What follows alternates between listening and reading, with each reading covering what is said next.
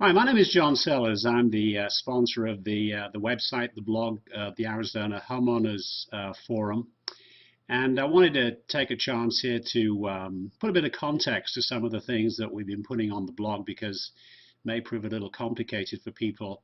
I'm also a member of the Senator Farnsworth Working Group, which is quite a considerable talent of people who are working on amending legislation to improve the life of homeowners in homeowners associations. Before I get to the financial side, I just want to emphasize one thing, which is that whilst these financial issues are quite considerable, and I believe sufficient to draw the legislators' attention to a whole host of issues, let's not forget that the human cost of what's going on here is the real issue at stake, and certainly a prime motivator for me. Not money, as one leading lobbyist for the community association suggested. So with that rider, and again with the purpose of convincing legislators that these financial issues, both past and future, are too considerable to ignore, let's take a look at the context here, remembering that all the documentation for what I'm about to explain to you is on the blog, because we certainly wouldn't want to put something out there which is not fact-based.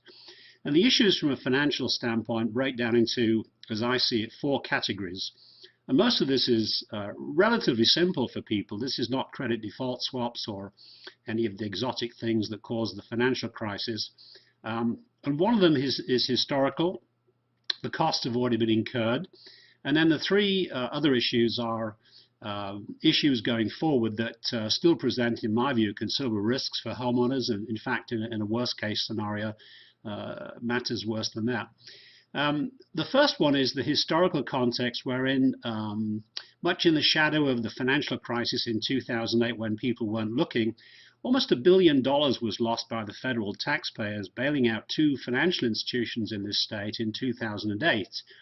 The first of these was the First National Bank of Arizona, which had to have $862 million of FDIC monies invested in it. This was a bank that grew very, very rapidly. As you can see from the literature on the website, they amassed over $1 billion in a very short period of time from homeowners using the wholesale harvesting method through the management companies that we've now convinced ourselves is actually the case. And certainly in that particular situation, I might add a bank run by the president of the Community Association banking division of that bank, a man with the considerable banking experience of having run a property management company, some Las Vegas nightclubs, and being a member of CAI, managed to lose that sum of money. The unusual facet of that was that, certainly I've not seen this before, is that both the insured and the uninsured depositors had to be bailed out. The second financial institution was Desert Hills Bank, which I actually uncovered because it was banking my association when I was living up in Prescott. In this particular case, they required a mere $106 million of federal funds, but we certainly knew in that case, because we were able to demonstrate this by records, that one of the management companies up there, a small local company called Homeco, was demonstrating the kind of round tripping that we believe takes place, wherein monies are harvested at the wholesale level by the management companies and somehow end up making their way around the other side of the balance sheet to the people either running the management companies or affiliated with them. So in hindsight, $1 billion of taxpayers' money was lost by some of the egregious mismanagement that took place in these financial institutions. Looking forward, there are three issues that I consider as being future risks. One is the failure to implement proper anti-money laundering procedures under the Patriot Act. The second is risks to the financial system involving the ACH. And the third is a somewhat more complex issue involving bankruptcy issues. But let me leave that one till the very last and start with the first. Having written money laundering procedures, I'm very aware that there are two fundamental planks behind controlling money laundering.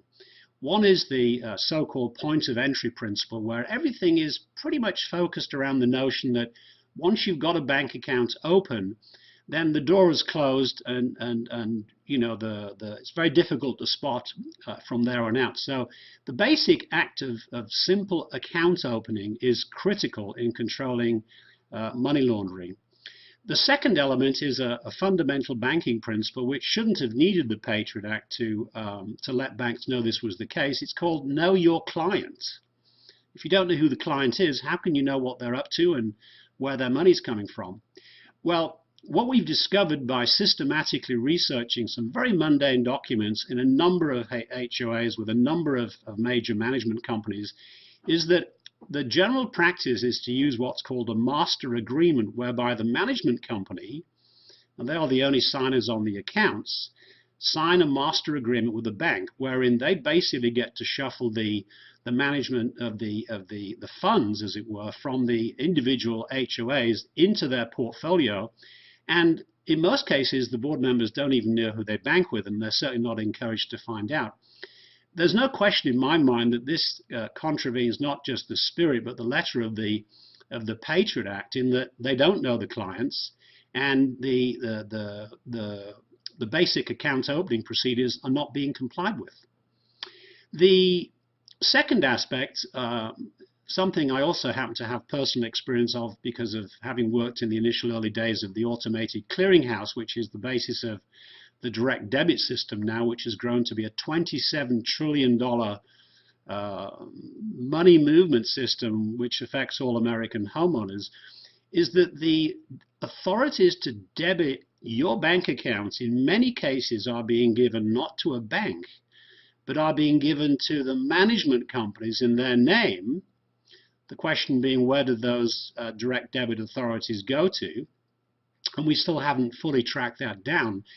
But in my view, when you have a direct debit authority, if it's unlimited as to amount and duration, and it's being given in the name of a management company, in effect, you're allowing these management companies, which, remember, are basically meant to be managing landscape contracts, as I put it, you're allowing them the ability as totally unlicensed professionals to dip into your bank accounts.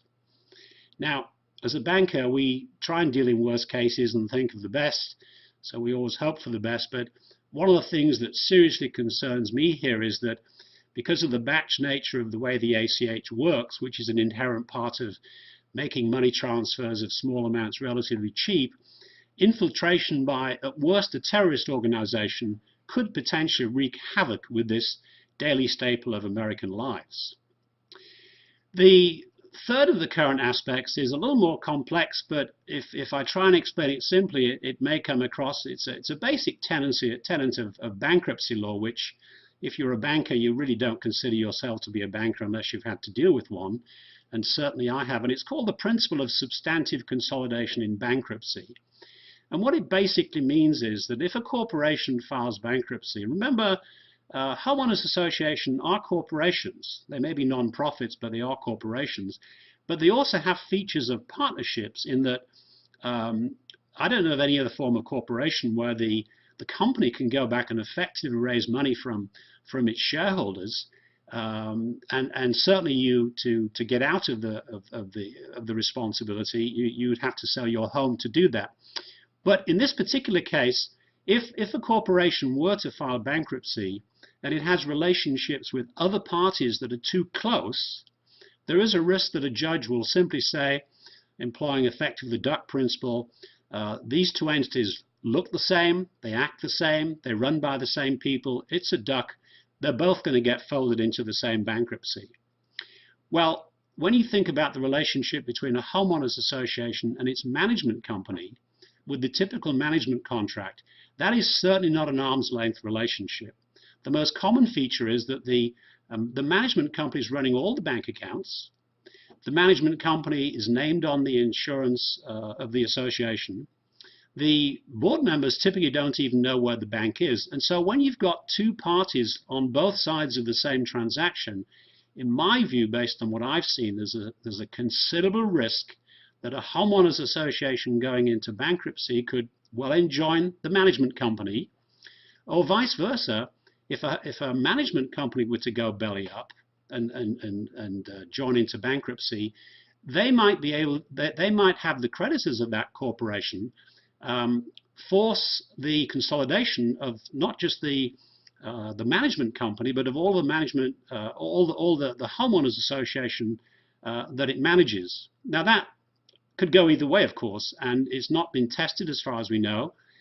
We may well find it gets tested in a bankruptcy court with the impending looming bankruptcy as predicted by Carter Hazelwood of the crossings at Willow Creek. But it's an imponderable, and we just don't know. And I put a number of questions to FirstService, who are the largest HOA management company in the country, with not too far short of 10% of all 62 million homeowners that live in management in homeowners associations in the country under their management, which means that just a few facts about FirstService Corporation, which is actually publicly quoted on the NASDAQ. The statistics, according to the SEER Community Association's own website, indicate that there's a total of somewhere close to $75 billion of revenues flowing into homeowners associations annually, with maybe as much as $50 billion of cash reserves held in bank accounts.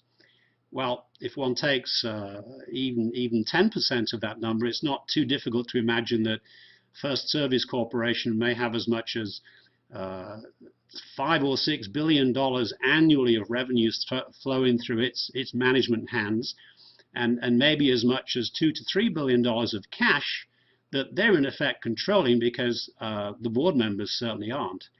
If FirstService would have a financial accident, and although it's a public company, it does have a tangible negative net worth with some considerable debt, what might be the fate and fortune of the homeowners who would be affected by that?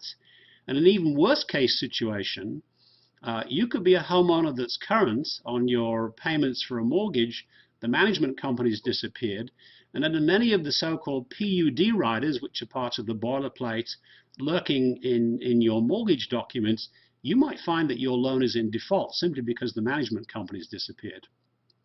Well, in an attempt to address this, and being the largest player in the industry, I sent a number of questions to the Chief Financial Officer, Jeremy Ruskin, in Toronto on these issues, and so far have not had a response. The questions themselves you can see on the blog. They're somewhat detailed, but I think I've fairly encapsulated them. And the questions I was fortunate enough to get to put to the local representative of FirstService here in Scottsdale, managing another subdivision where my wife also happens to be on the board of, which is Vintage at Greyhawk, part of the much larger Greyhawk master plan community with, I think, over 3,000 homes in it. If you want to see those questions that we put to her, they're largely focused around a response I got from the VP Legal in Laguna Beach to the basic questions I'd put to FirstService. So I was rather surprised to get a letter back from what looked like an attorney, but it turns out to be somebody in their risk management division, to a simple homeowner's request. But armed with that letter and the questions, which you can find on the blog, I hope you might find the ensuing dialogue rather interesting. So at that point, let's go to the question and answer session, which took place at the Vintage board meeting just this week. I just have a few questions of Kelly. I got a letter from your attorney, FirstService attorney. Kelly Lee? I don't believe she's our attorney, but unfortunately I just won't be able to speak upon any of, I mean, I'm sure you can ask me the questions, I just wouldn't be able to speak. I'm not a part of that, I'm the community manager. No, but who are you representing? She's not representing anyone here. She is speaking about collection policy that we want to put in place. I just recognize the name of the law firm, that's all. She's not nothing to do with that. Why would we agreed that the general ledger would be supplied at the last meeting to me. Why was that not supplied? Unfortunately, I will not comment on that. Okay. The bank account usernames and passwords, were they supplied? They were. To who? Kim. I got it. Can I have a copy, please? I don't know that. I can ask. Yeah. We asked for our account number. Unfortunately, I mean, I'm just going to continue to tell you that I won't comment. So I can't have my account number? I'm not saying that, but I won't comment on it. I'll have to ask. Okay, well, we carry on. Your attorney's letter said that my request has been passed along to the board of directors for further action. Is that true? That's not our attorney, but I'm not going to comment. Well, it's the VP Legal and Risk We Management. will put a motion together later in the meeting addressing that. Okay. In her letter, she talks about the Patriot Act procedures. Do you have a copy of U.S. Bank's CIP procedures as required? I can ask. Could I you? don't personally, but I'll Okay. ask. The double debits that you refer to, you do realize I helped set up the ACH, so I'm very skeptical about double debits. Okay. In her letter, she said that this was all human error, but my understanding was that there was a whole set of human errors by the leasing contract carrying on inadvertently, and then there was one double debit that occurred. From my understanding, we were paying from the ACH, and then they sent a invoice to me, and I paid it, so that's why it was a double debit. Okay. I paid one along with all the ACH payments, and that's my understanding, that there was only one. Who is the association's relationship manager at US Bank that we might talk to about that? I'm not sure. I can ask. Do you want to give me that list? I Sure. can see what I'm able to Well, let me- answer and what I'm not. Yeah, go for it. Where do you keep the direct debit authorities? Again, I'd have to ask. It's nothing that I take. You do realize they're bearer documents, do you? The authority to debit a bank John, account. all of this, if they're going to answer, they'll provide you those answers. If not, it's something the board has to provide to you. But again, I don't know any of that. I will ask though. Who's going to respond? I will. I'll Okay. respond if I can answer. If I can't, then I'll let you know.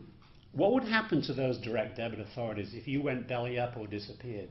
Where would they go? Unfortunately, I can't comment because I don't know. Okay. How much does FirstService have on deposit with US Bank in Arizona? I won't comment. You won't comment. No, I can't comment. We believe because it's I'm about- not going to tell you something that I don't know. Well, let me give you what I think the number is based Okay. on the research. We think it's about $75 million. Okay. Does that sound reasonable? No idea. Why do you not disclose your lending relationship with US Bank in your management contract? I won't comment because I have no idea.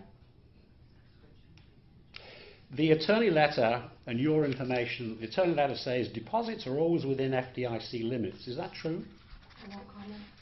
Well, hang on a sec, Kelly, because you sent me this. This is supplied by you to me. Of course it is. What is the FDIC limit? I won't comment.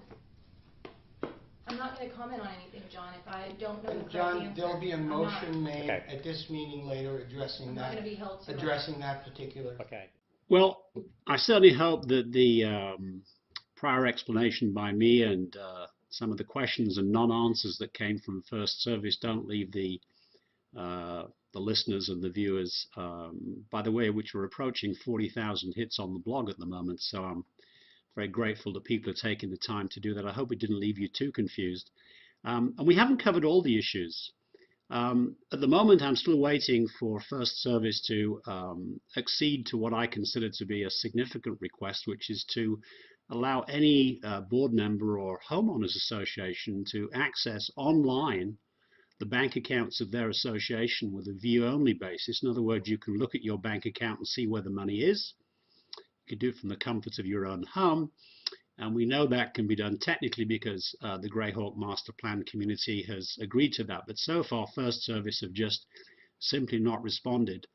There are also some other situations that we're looking at, but we're not quite sure where those will pan out. But certainly one of them that concerns me is that if you have a FirstService corporation which may have as much as $2 to $3 billion of monies sitting on deposit in banks managed by them, whether in fact the FDIC insurance applies to and flows through to each individual homeowners association deposit. And certainly I've got some big questions about that. But the other question we've asked of FirstService is they have 15,000 employees, none of whom are licensed, none of whom have banking experience. And these are the folks spread throughout the country that are signing on homeowners associations' bank accounts with no bonding, no real controls over what they do. And the question we asked the CFO of FirstService was, and they have a mere $47 million in the bank, but appear to have this much larger sum lurking off to the side, which of course doesn't show in their financial statements. Would he allow the same kind of liberal, uncontrolled signing authority over the corporate bank accounts as they certainly seem to sponsor and advertise and spread throughout the country with their completely and totally unlicensed employees. One final thing, these legislative proposals that we're advocating, and we hope to have people look at them in more detail soon, beg a rather important issue, which in the current political environment is a bit of a hot potato, which is the question of regulation and deregulation. Certainly there's a good case to be made here for regulation of the management companies when you have a company such as FirstService, which may have as much as $2 to $3 billion of cash sitting under its effective management. The issue there is, of course, how would you license them? Should they be banks? Certainly, in my view, they're functioning as quasi-banks. But that will be a big issue. But again, the first task of this little presentation here is to convince you and the legislators primarily that the numbers that we're talking here justify some serious change in the industry. So with that note, I'll sign off. Thank you for your attention, and hopefully you'll keep watching the blog as we carry on with the good fight, as somebody called it.